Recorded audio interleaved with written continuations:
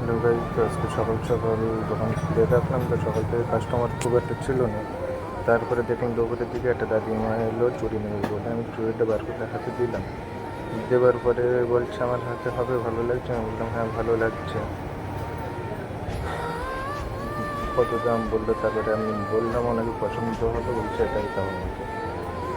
তারপরে ওটা দিলাম। দেওয়ার পরে বলছে বাড়ি যাবো, বাড়ি যাওয়ার জন্য টাকা পয়সা নেই, তো যে দামটা আছে তার থেকে একটু কম করে নাও, 5 টাকা দিলেও হবে, আমি গাড়ি ধরে বাড়ি যেতে পারবো। তারপরে আমি কম করেই নিলাম, যদি হোক বয়স্ক মানুষ, আমি 5 টাকা হাতে দিয়ে দিলাম। দেওয়ার পরে আমার দোকান থেকে চলে গেলো। কিছুক্ষণ পরে আর একটা দাদিমা আসলো চুড়ি নেবে বলে।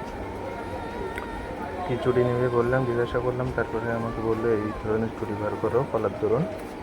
আমি তাকে চুড়ি বার করে দিলাম। দেওয়ার পরে কিন্তু ওনাকে চুড়িটা পছন্দ হলো না। অনেকক্ষণ থেকে এদিকে ওদিকে দেখলো, অনেক রকম চুড়ি দেখালাম, কিন্তু ওনাকে পছন্দ হলো না। তারপরে বলছে আমাকে পছন্দ হচ্ছে না, আমি নেবো না বলে চলে গেল। তারপরে অনেকক্ষণ ধরে বসে থাকার পরে দুপুরও হয়ে গেছিলো, তখন 12:30 বাজে। একটা কাস্টমার আসলো, কিছু নেই বলে, যেহেতু আমার আংটি নেই বলে তা আংটি দেখালাম। দুটো আংটি নিল, নেবার পরে তারপরে ওরা চলে গেল ওখান থেকে।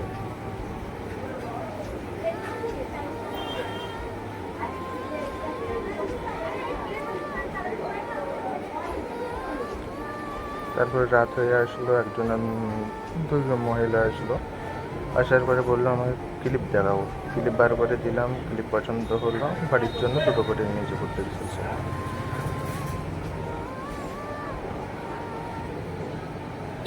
তারপরে আরেকজন এসে বললো যে আমাকে হাত দেখাও।